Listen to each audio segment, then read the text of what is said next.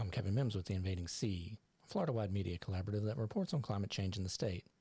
As part of that effort, we've started the Business of Climate Change, a weekly interview with businessmen and women whose companies are either affected by the warming climate or address climate challenges. Today's conversation is with Terry Gibson, who serves as Legislative Affairs Director for the American Water Security Project and has spent most of his career in the fishing and outdoors industry. Terry, thanks for talking with us today. It's great to see you, Kevin, and thank you for the invitation. It's an incredibly important topic in the context of fisheries. So, Terry, let's talk fishing as an industry, as a Florida industry and economic driver. How has climate change affected these things? Well, as you know, we bill ourselves as the fishing capital of the world, and to date, there's no better place to catch a more diverse array of species than our state. I mean, from bass and bluegills inshore to broadbill swordfish offshore, you can catch it here. The problem is that climate change really threatens our title, so to speak, as the fishing capital of the world. We're arguably the most vulnerable state in the union to the impacts of climate change. We're already seeing them everywhere. So, what climate change really does to, in the 60,000 foot view sense to the fishing industry, is it destabilizes everything. It makes it hard to plan. You're not sure where the fish are going to be and when and why. When you used to be able to basically use it like a farmer would an almanac. The cobia are going to show up in February. The mackerel are going to show up in November. Tarpon are going to show up in May. That calendar's been upset, and that really hurts people's vacation plans. So it affects realtors and hoteliers, restaurant owners, fishing guides. Like I used to be, I could basically auction off the best weeks of the year. Now I'm not sure I can really tell you, what they're going to be. So it's very disruptive from an economic sense. But there's a million more proximate ways that it affects us that are harder to live with. Terry, can you tell me about the ways climate change has impacted Florida fisheries? In several ways, and the one I want to start with is with the harmful algal blooms. And please don't mistake me for saying that climate change is the driver of the harmful algal blooms. They just make the situation a whole lot worse. And I'm talking about the red tides in Southwest Florida, or the blue-green algae here in Stewart and Lake Okeechobee and over on the Southwest Gulf Coast and the Caloosahatchee drainage. And there's problems all over the state with harmful algal blooms. So what's happened, the sea has risen so much in these hurricanes. We had 30 of them last year, 30 named storms, and most of them were big, wet, nasty, slow-moving bullies that just inundated the state with rain. We had 33 inches of rain this year in this area. Last year was close to that. We broke records, I think, 3 years in a row, or 3 or 4 years. So what happens is that, if you've got a septic tank in your low-lying area, you get a bunch of rain, big tide, some storm surge.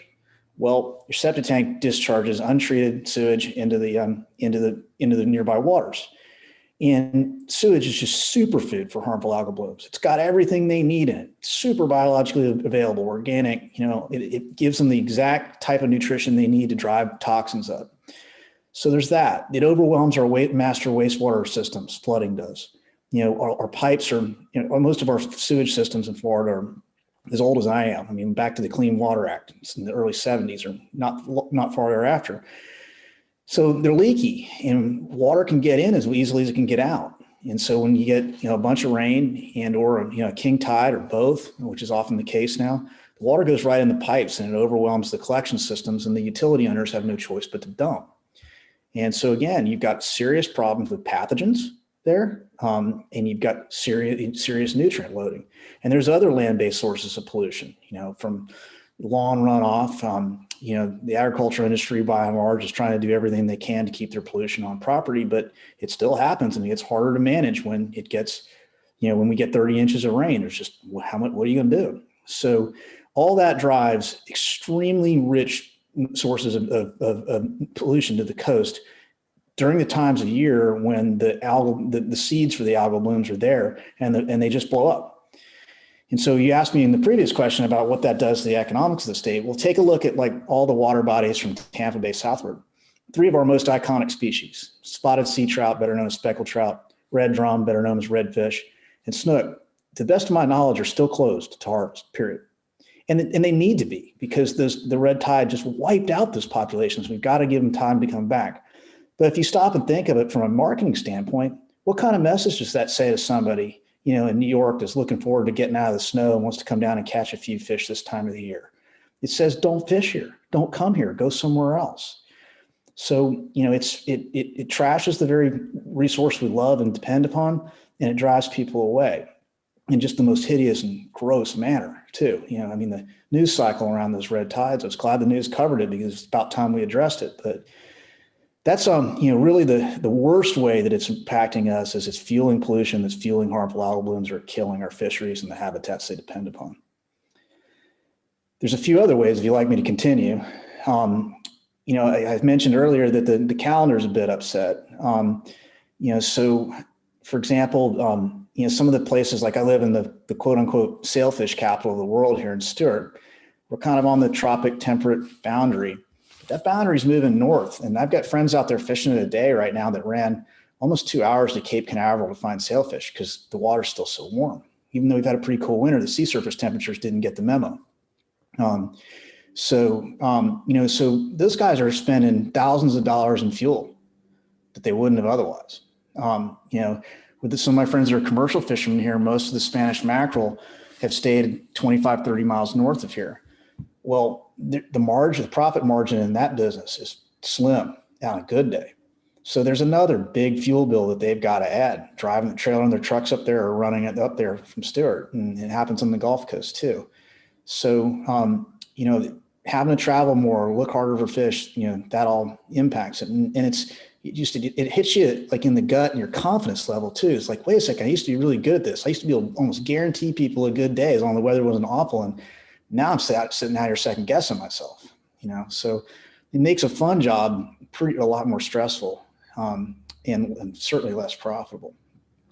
So what about habitat? How has the changing climate affected aquatic habitats, whether it's in South Florida or other regions of the state? Mm-hmm. Well, back to the sewage and other land-based sources of pollution and the harmful algal blooms, it's wiping out our seagrass. And, if you don't have seagrass, you don't have fisheries. I mean, almost everything grows up there, or if it doesn't, it eats something that grows up there. And so I live on the Indian River Lagoon, and there's an area of bladed grass from Jupiter to New Smyrna. That's 150 some odd miles, just a few spots left. And it's primarily most of the stretch because of sewage pollution. So, those fisheries are woefully diminished on what used to be the most speciose, the most biologically diverse estuary in North America is now nothing to write home about. So, again, the harmful algal blooms that are driven by more flooding due to climate stressors, sea level rise, and hurricanes, they're wiping out our habitats. Our habitats are also shifting, though. Mangroves are moving farther and farther north. You can see this is really evident up in the Big Bend. The mangroves are going to, mangroves are just, for the audience that doesn't know, there's this amazing tree. We call them the walking tree. They got these roots that walk out from the shoreline and gather sediment and actually grow the shoreline forward instead of allowing to retreat in the face of bigger storms and sea level rise. And the complexity of those roots just provides tons and tons of room for crabs and shrimp and cover for fish, roosting areas for birds. I mean, they're just, the big four habitats here are coral reefs, seagrasses and spartina marsh grasses, mangroves, and nearshore hard bottom reefs. And so I'm most optimistic about the future of the mangroves because along both coasts, they're migrating northward. But we're seeing along with that is a shift in the dominant species that we target as anglers. There's been a recent study, I think my friends at the Pew Charitable Trust funded it, in the Big Bend area. It showed that snook, which are a very tropical species, Centropomus undecimalis, they're moving up there and competing with the spotted sea trout, the speckled trout up there, which is their iconic inshore fish. And so snook are better feeders. They're just much better at catching food than trout. And they love to eat trout when they can't find anything else. So the good news is that you're going to have a great snook fishery in the Big Bend. The bad news is the trout fishery may not be as robust as it used to be. But the other good news is that trout and snook live together in a lot of different places, around the state and South Texas too. And so, with the right management, we can probably sustain healthy fisheries there, but we have to make sure that there's natural habitat with mangroves, spartina marsh, combination of the two. They have to be there. The other thing I would say about climate change is our coral reefs are, virtually dead. And I think that climate gets a little bit too much of an emphasis in terms of being the culprit. We've been spilling sewage up and down those reefs for years. I've been warning about it since my early 20s. Some of the best scientists in the world tell you how the phosphorus and nitrogen from sewage is disrupting the tissues and taking away the resiliency of the corals. But the water's gotten a lot warmer too. And the take-home point is that we need to reduce all the local stressors in terms of sedimentation and nutrification to give those corals a shot at coming back. And we're not doing that yet. Terry, so far in our conversation, you've mentioned a lot about algal blooms. So what are they, and how has climate change driven them? And do you see this problem getting worse in the future? Well, sure, there's good algae and there's bad algae. And there's always good and bad algae present. It's just it's called eutrophication. Excessive nutrient loading allows the bad algae to get out of balance and explode. Good friend of mine uses the example of an Olympic marathoner. You give the Olympic marathoner one Twinkie, he's probably going to go out and improve on his time, maybe even two. You give him 10, he's going to be lying on the floor of the bathroom just wishing somebody could come put a bullet in his head. He's so miserable. And that's where our estuaries are right now. They're just writhing in digestive agony right now because we put so much phosphorus and nitrogen into them, our reef systems too, and many of our inland freshwater systems. So, a harmful algal bloom is, as it sounds, is by definition one that causes damage to marine and freshwater ecosystems. They include species like Karenia brevis, which is the most notorious one, the red tide. And that stuff is amazing. It can thrive in almost nutrient-free water until it finds good sources of nutrition. It can eat other algae. Well, it's not algae, but it can eat other species. It's almost a predator without being an animal. We've heard a lot about the guacamole in St. Lucie River and the Caloosahatchee. Those are species of cyanobacteria, which are extremely toxic and dangerous. Toxic to humans. So is red tide. This isn't just a fisheries issue; it's a human health issue with them. But just important to note, you can't just go in there and blanketly nuke a body of water with a bunch of chemicals to kill all the algae because the algae is the base of the food web. If it's the good algae, it's taking energy from the sun and through photosynthesis, creating sugars, and then the little baby fish eat those, and then the big fish eat the baby fish. So it's not like you just dump a bunch of chlorine in and hope the problem will go away. You'll kill everything. So the biggest thing you can do, my take home with the harmful algal blooms, and this especially to our legislators, appropriators, local elected officials, Governor DeSantis, who's done an excellent job on this stuff, is stop feeding it the best you can do. Fix those wastewater systems, fix those stormwater systems, get your fertilizer, rules in place for lawns and everything else so that we're not applying during the wet season. Give the ag guys more money to do a better job with their best management practices. And that's where we need to invest, at least on the local side. That said, these oceans are not going to get any cooler. These storms aren't going to get any more benign. The sea's not going to quit rising any faster unless we tackle the greenhouse gas emissions, carbon emissions. And so it's a little more difficult for the state to do things like that. But there are a lot of ways that many municipalities around the state are thinking about transportation and building codes, wastewater infrastructure, things like that, where they're using less energy, they're using cleaner sources, that sort of thing. We're getting there. We should just be getting there a lot faster. So on that, from the policy and lawmaking side, what can the Florida legislature do to better protect fisheries and the fishing industry?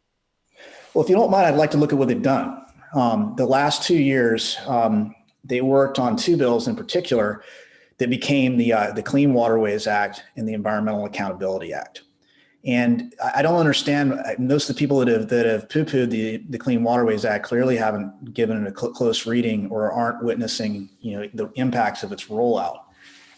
It's 111 pages, and we could talk about it for a week, but it created a more equitable way to dole out funds to fix wastewater and stormwater infrastructure, made sure those pots of money exist.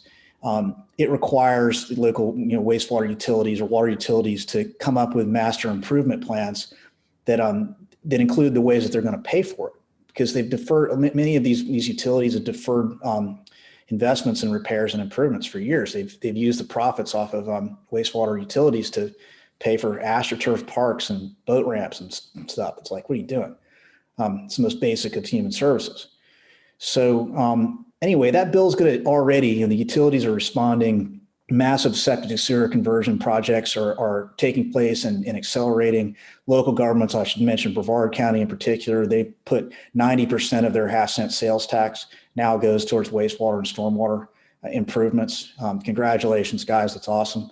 My phone rings off the hook all day from people going, where can I get the money to do this? And especially difficult in this year because of the pandemic, but the will's there. And if you're creative with the financing, you can get money to do your water infrastructure. There was also record funding for Everglades restoration, which, I've been working on since the 7th grade and I'm 47. I figured it'd be done by the time I graduated from college, and here we are still working on it. So the legislature and the governor did a great job recognizing that we needed funding and we needed an organized way to address these problems. The bulk of the funding goes to where the problems are the worst. They require locals to have skin in the game, so it's not a bailout. It's just a really responsible piece of legislation that's got great traction already. And, the American Water Security Project really helping to implement that. The bill that never gets any discussion is the Environmental Accountability Act, which is really simple. I think it's like 6 pages long. And Representative Randy Fine from Melbourne and Senator Gruters from Sarasota, really the pit bulls that just wouldn't take no for an answer on this stuff. And thank you, guys. But basically, if you're spilling sewage, the fine goes up by 50%. If you're doing a dredging project and you exceed the turbidity standards, fine goes up by 50%. If you're an industrial waste guy and you spill, fine goes up by 50%. So the result of that on the street, so to speak, is that you can no longer count it as the cost of doing business, just accepting fines and operating on half-century-old wastewater infrastructure. You got to make the investments, or the DEP is going to fine you, and they may or may not let you reinvest that money in your own problems. And if you've got a bad attitude about it, they'll probably give the money to somebody who's got a good attitude about fixing their woes. So I'm super excited about those. They're a long time coming. They're common sense and they're working. It's just people need to be patient. None of this, we've been polluting for a long time. It's going to take us a few years to turn it back around, but the good news is we have the technology. But moving forward, into this session, to get to the core of your question, our budget really took a whack. Our state's budget really took a whack from the COVID crisis. Governor DeSantis had to take his foot off the pedal a little bit, which is totally understandable. We don't want to exhaust our reserves, but he just put forward a budget that's very generous towards all these water issues that really are climate issues that I've talked about. And he put it together, I think it's $1 billion for resilience efforts. I want to know exactly what that's going to. I hope that's not seawalls and dredge and fill projects, because, frankly, if you don't have resilient wastewater, you don't have resilience, because you can live behind all the barriers you want. And Florida's geology is porous. The water is going to come in underneath, and our streets are going to be sewage modes. And they already are. Look at Fort Lauderdale, many other places. So that's what I'm really hoping that they will do this year and next is invest heavily in Everglades restoration and other water infrastructure and best management practices for the ag guys. On the federal level, we'd really like to see a major COVID stimulus package that involves water infrastructure in Everglades. I mean, the way we're operating right now, and I'm not being critical of President Biden or anyone else, but we're handing people out and handing cash money out to people, which is important. I mean, we all need a shot in the arm. Most of us, I'm not a rich man, most of us need a shot in the arm right now, but eventually we're going to need to put people back to work, building equity and equitability into our communities. And so, we've got something like at least a $20 billion backlog in just wastewater infrastructure projects. Well, those jobs pay well. They provide an imperative service. They provide workers with a sense of pride. They set the stage for a diverse workforce. Unions are involved, et cetera. So, we've been talking to for example, Rep. Castor and Representative Christ and some of the other members on the Appropriations Committee about making sure that there's a major water infrastructure package that comes back, puts people back to work, building our state back cleaner and stronger than ever. And we're hopeful. I mean, I'm cautiously optimistic about it.